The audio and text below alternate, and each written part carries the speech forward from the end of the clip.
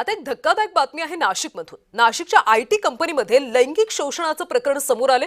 लैंगिक शोषण आणि धर्मांतर प्रकरणातले फोटो समोर आले। आयटी कंपनीतल्या 8 तरुणींचं लैंगिक शोषण करण्यात आले। कंपनीतल्या एका तरुणाचं धर्मांतर झाल्याची सुद्धा फिर्याद दाखल झाली। तर आयटी कंपनीतल्या 8 तरुणींचं लैंगिक शोषण झाल्याचं आता कळतंय। नाशिकमधला हा सगळा धक्कादायक प्रकार आहे। कंपनीतल्या एका तरुणाचं धर्मांतर झाल्याची सुद्धा आता फिर्याद दाखल झाली। आणि या सगळ्या संदर्भात आपण अधिकचे अपडेट्स घेऊयात आमचे नाशिकचे प्रतिनिधी किरण गोटूर यांच्याकडून। किरण, नाशिकमधून आता खरात प्रकरण समोर आलं, त्यानंतर हे लैंगिक शोषण आणि धर्मांतरणाचं एक प्रकरण समोर आलेलं आहे। नेमकं यामध्ये काय काय घडले, पोलिसांनी काय कारवाई केली आतापर्यंत?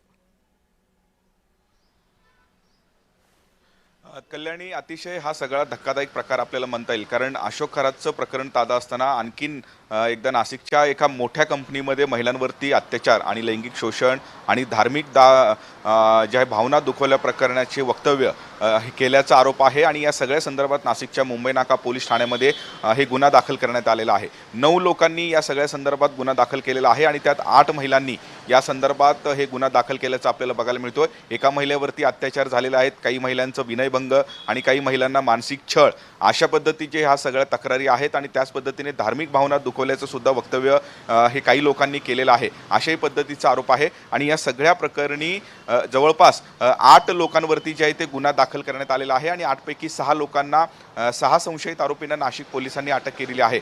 आणि विशेष म्हणजे या सगळ्या प्रकरणाची देखील व्याप्ती मोठी आहे, म्हणून नाशिक पोलिसांनी एक SITची सुद्धा स्थापना केलेली आहे आणि या SITच्या मार्फत या सगळ्या प्रकरणाचा चौकशी केला जातोय। नाशिकच्या मुंबई नाका भागामध्ये एक खरं तर मोठी कंपनी आहे आणि या कंपनीमध्ये हे सगळे महिला हे काम करत होते आणि इथे हा सगळा धक्कादायक प्रकार घडलेला आहे। आणि विशेष म्हणजे एका तरुणाचं धर्मांतर करण्यात आलेलं आहे, अशाही पद्धतीचा आरोप आहे। आणि व्हेज खाणाऱ्या लोकांना नॉनव्हेज सुद्धा खाऊ घातलेला आहे, अशाही पद्धतीचा आरोप आहे। अशा पद्धतीचे वेगवेगळे तक्रारी आहेत आणि त्याच तक्रारी अनुसार नाशिकच्या मुंबई नाका पोलीस ठाण्यामध्ये या सगळ्या संदर्भात गुन्हा दाखल केलेला आहे।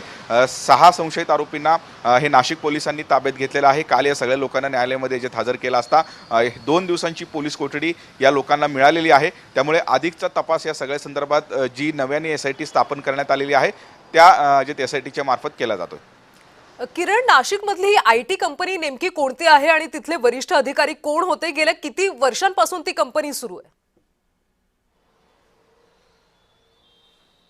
नाशिकच्या मुंबई नाका भागात ही कंपनी आहे आणि याच कंपनीमध्ये हे महिला काम करत होते। गेल्या अनेक वर्षांपासून ही कंपनी खरं तर IT कंपनी आहे आणि या कंपनीमध्ये हा सगळा जो आहे तो धक्कादायक प्रकार घडलेला आहे। एका महिलेवरती अत्याचार, काही महिलांचं मानसिक छळ अशा पद्धतीचे वेगवेगळे आरोप आहेत। आणि विशेष म्हणजे एका तरुणाचं देखील धर्मांतर केल्याचा सुद्धा आरोप आहे आणि या तरुणाने या सगळ्या संदर्भात हे गुन्हा दाखल केलेला आहे। आणि या तरुणाचे काही फोटोसुद्धा म्हणजे धर्मांतरीचे फोटोसुद्धा समोर आल्याचं आपल्याला बघायला मिळतोय। अधिकची सगळी चौकशी आता पोलिसांकडनं हे सुरू करण्यात आलेली आहे। नक्कीच किरण, त्यामुळे नाशिकमध्ये नेमकं चाललंय काय असाच प्रश्न या सगळ्या निमित्तानं उपस्थित होतोय। धन्यवाद या सगळ्या सविस्तर माहिती